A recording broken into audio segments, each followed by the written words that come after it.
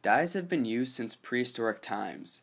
The furthest point that we can trace them back is in the Republic of Georgia, where they were found in a prehistoric cave.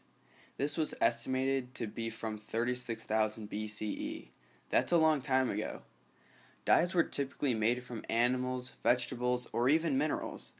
The most prominent of natural dyes came from plants. Although people used animals, vegetables, or minerals to dye items for thousands and thousands of years, only a couple of these natural dyes have been able to be sold on a commercial level today. Now you may be wondering, if these natural dyes can't be used on a commercial level today, then what is all the clothing and items dyed with in the stores? Well, that very question leads us to what's coming up next. There are two types of dyes, natural dyes and synthetic dyes. Natural dyes are typically from plants such as roots, berries, leaves, and can even come from wood. The use of natural dyes significantly increased during the Neolithic Age. This is the time period that started around 10,000 BC and ended around 4500 BC. The Neolithic Age is believed to be the last part of the Stone Age, because it was the period that had many advancements in technologies at that point in time. These advancements were first found in the Middle East and then quickly spread to other parts of the world. The period was home to advancements in farming, pottery, tools that helped harvest these crops, other stone tools for labor, and of course the focus of this, dyes. Two dyes that were considered rather luxurious for the ancient and medieval world were Tyrian purple and crimson kermes. Tyrian purple, as you may have suspected, is a purple, reddish looking natural dye. Because the dye was an expensive commodity, only the wealthy people were able to purchase that dyed clothing. Many of those who had riches were either royalty or officers of the government during this time. This led to common nicknames like Imperial Purple and Royal Purple. Tyrian purple was such a great antiquity because the color didn't fade, and it even commonly became brighter when exposed to further sunlight.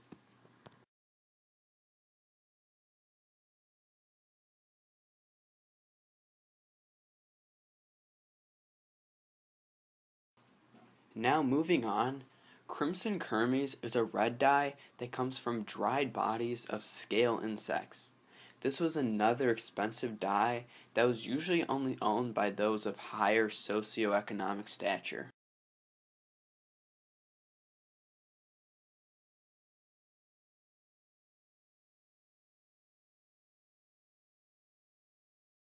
Two rather large universities use a variation of crimson kermes in their school logo. The two universities to use this color are Oklahoma and Harvard. The variation of crimson helps to represent the schools as fancy and even lavish universities and institutions. Despite the obvious, these dyes weren't just colors on clothing items. Both Tyrian purple and crimson kermes symbolize the social hierarchy that was so distinct and visible in ancient and medieval times. But these dyes didn't only help those who were well off. These dyes affected the social status of the common worker as well.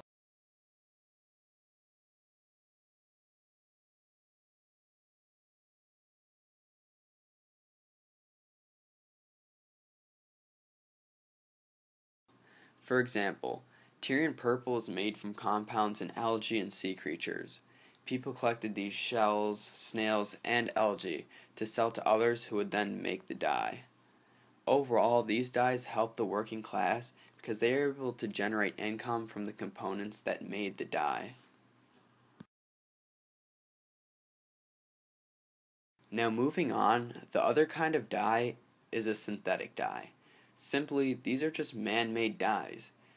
They have replaced the use of natural dyes for the most part, mainly for the reasons that synthetic dyes are cheaper and produce more colors without needing as many of the resources.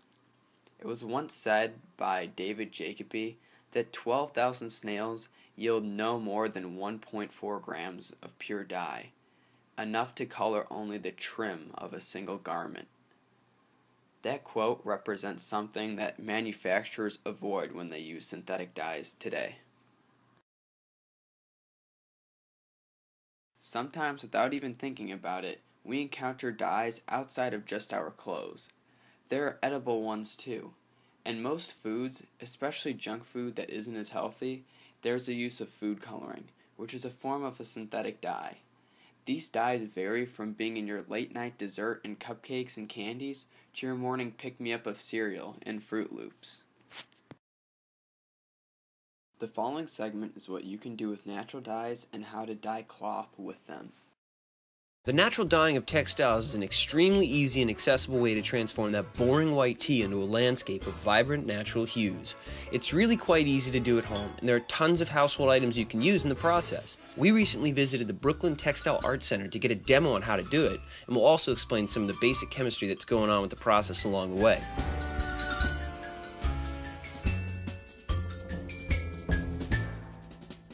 I'm Sahara Johnson. I am an intern at Textile Art Center in Brooklyn. Right now we're doing a demonstration on natural dyeing. The process of this is taking natural things from the earth, like fruits and vegetables, different roots, etc., and taking the color from them and translating them into a fiber. So right here I have silk that is being wetted. When you are doing natural dyeing, you never want to directly put in a dry fiber into the dye bath. It doesn't translate the color as well. So right here, I'm wetting it. So right here is red cabbage. It's one of my favorite things to dye with. It's really pH sensitive, so it changes color really readily. And right here is cochineal, which is actually not a plant. It's a little bug found on cacti. Yeah, and it's one of the most ancient forms of red. It's really, really vibrant. You'll see in a bit. So. With these two natural dyes, red cabbage and cochineal, there's one very big difference in how they work. Cabbage is what is called the substantive dye. It contains a pigment called an anthocyanin, which is water soluble. This means that the pigment molecule can directly bond to a natural fiber on its own. Cochineal, on the other hand, is known as an adjective dye. Adjective dyes require something to stop the dye from washing out of a fiber. Cochineal is an anthraquinone dye, which is a red dye that requires a bonding material called a mordant. The mordanting process is when fibers are treated with a metal salt solution such as aluminum, chromium, copper, iron, or tin salts, creating a lasting bond between the dye and the fiber. The mordant basically allows the dye molecules to lock tightly with the fibers. Sahara, in this case, has used a substance called alum for her mordant in the cochineal dye. This is a substance that's more commonly used in the kitchen for pickling. Say I wanted to get a lavender color rather than like a deep, like royal purple. I wouldn't necessarily leave this in for very long. Just put the whole thing in. And then I'll do the cochineal in this one. As we just learned, red cabbage is an anthocyanin dye. What's interesting about the color of anthocyanin pigment is that its pH directly affects the range of its color. By introducing an acid to this pigment, anthocyanins will turn red. By introducing a base, it will turn more of a bluish-green color. At home, you can add lemon juice to the dye as an acid, or for a base, you can use baking soda. Keep this in mind while dyeing with red cabbage. You actually have a lot of colorful options. Right now, I am taking out my dye matter. I'm pretty satisfied with the color that has been extracted, so just taking this out to stop that process from happening. So now I've strained out the cabbage from the dye bath. There will be no more extraction happening, and now I'm going to add my fiber.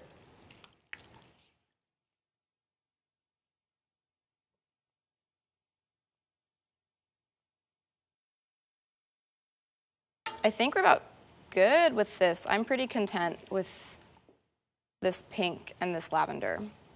So I'm going to take it out of the dye bath, and I'm going to rinse it with water and pH neutral soap. It's very important to remember that when rinsing your fiber of excess dye, you have to use pH neutral soap. Such soaps are very common and can be found at virtually every grocery store. Pro tip, most pH neutral soaps are completely clear. If your soap is not neutral, you will in fact alter the color of your fiber. Here is my lovely lavender silk.